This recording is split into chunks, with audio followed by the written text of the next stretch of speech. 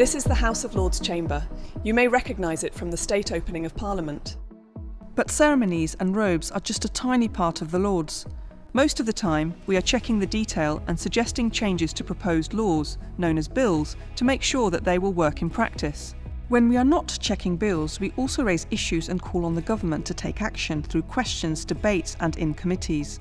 My Lords, the data is devastating. 11-year-olds in the poorest areas of our country are twice as likely to become obese as those in the wealthiest, and that gap is growing.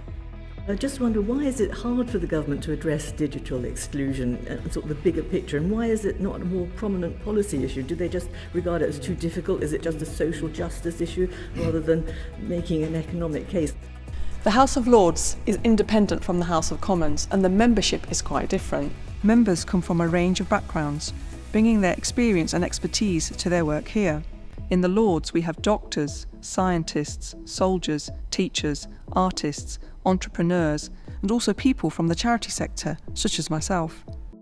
This is another unique feature of the House of Lords. Members with ongoing experience outside of politics get a chance to improve our laws and challenge the government in areas they understand. We must make sure that primary healthcare works better for patients, as well as being a job that is once again enjoyed and valued by doctors. There is no government majority in the House of Lords, and some members don't even belong to a political party. They're called crossbenchers, and I belong to this group. And we sit here, in between the government and the opposition benches. Members also tend to work more collaboratively between parties in the Lords and have more freedom of thought. They don't necessarily vote according to the party line. When we are checking bills, we go through each bill line by line. Any member can suggest changes and every change is considered, which is different to the House of Commons.